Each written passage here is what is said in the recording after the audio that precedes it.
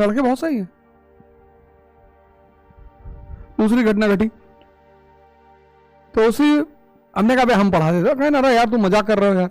अरे मैंने कहा यार हम पढ़ा देते हैं, हिस्ट्री मेरा ऑप्शनल है, मैं पढ़ा देता हूं। कहे ना भैया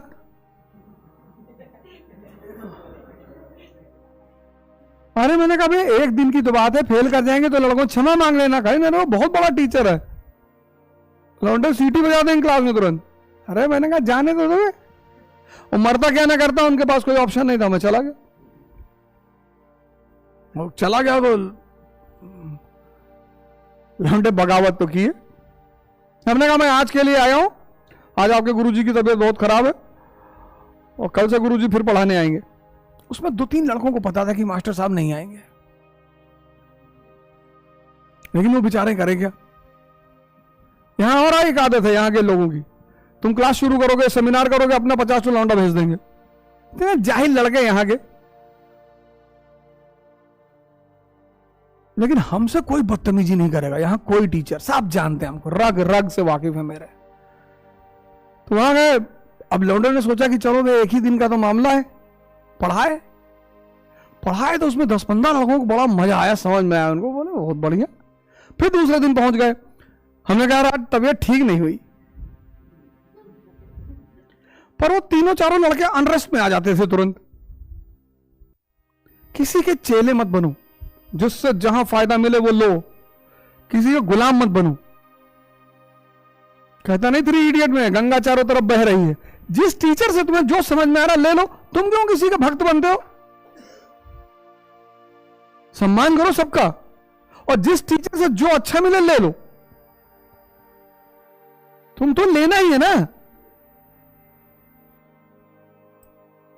तीसरे दिन वो तीनों खड़े हो गए कि हम नहीं पढ़ेंगे। हमने कहा तुम्हारी तलाश थी, 80 क्लास में 3 लोग नहीं पढ़े, निकलो बाहर। यह दूसरी सबसे बड़ी घटना रही। तो वहां जब पढ़ाने शुरू किया, वहां एक लड़का था नीरज तिवारी, आजमगढ़ का। तो हमसे कहा गुरुजी हमारे कमरे पे चलिए, आपको मटर कचौड़ी खिलाएंगे। मैंने कहा अच्छा चलो। तो गए उसके कमरे पे, तो मेरी वाइफ जो है वो उसकी मकान मालकिन थी, मतलब जो उसके मकान मालिक है।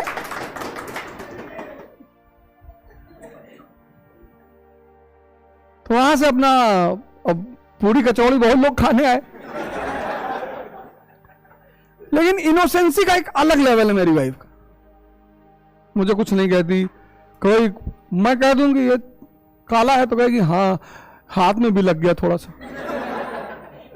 बहुत महान लेडी हो, उसने जितना मेरा स्ट्रगल में साथ दिया, किसी की औकात नहीं उतना मेरा साथ दे दे। यूनुस भाई तो जानते हैं कि तुमको पॉलिटी पढ़ाएंगे, मैं जब भी उससे कहूं मुझे पैसे की जरूरत है, कोई ना कोई गहना बेच दे अपना, वो कभी बताया ही नहीं, कभी बताया ही नहीं। अल्लाह के पैसा दे दे कि ये लो रख लो। तो मुझे बहुत बाद में पता चला कि इसने अपने 10-12 गहने बेच डाले।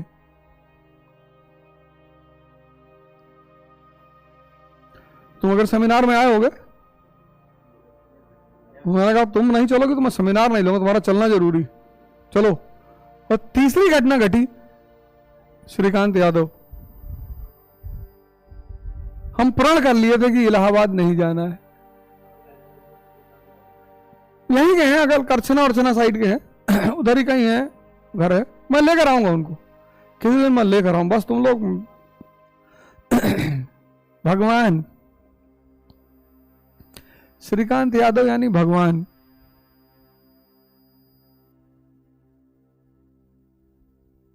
हमसे कहे सुनो, मैंने कहा जी, दारू पीना छोड़ दो। मैंने कहा मैं पीता ही नहीं। बुजुर्ग हैं तो बुजुर्गों की बात काटी नहीं जाती। एक बार मैं अपनी माता जी के साथ रिक्शा बैठ के जा तो दारू की दुकान गुजरी तो मैं आंख बंद कर लिया। तुमसे पूछी क्या हुआ बे? हमने कहा हमको ये दुकान अच्छी नहीं लगती। साले ड्रामेबाजी बंद कर। दिल्ली से आए तो तुम्हारी कोक की बोतल में पी गई, रात भर नशे में थी। अरे मैंने कहा उसमें से कुछ बदबू आ रही थी, बोली बदबू। मैंने कहा मैं उसको रखा था कंज्यूमर फोरम में देने के लिए। पता नहीं क्या कर दिए, पता नहीं क्या उस आदमी ने कर दिया कि अगर मैं शराब देख लूं तो मुझे बेचैनी होने लगती। उनके अपने बेटे अमेरिका में रहते हैं। हमसे कहा काम करो, हमने कहा क्या? इलाहाबाद में सेंटर डाल दो। मैंने कहा बाबूजी आप कह रहे हैं? तो मैंने इकरा वालों से कहा कि भैया इलाहाबाद में सेंटर डाल दो। बाबूजी कह रहे हैं।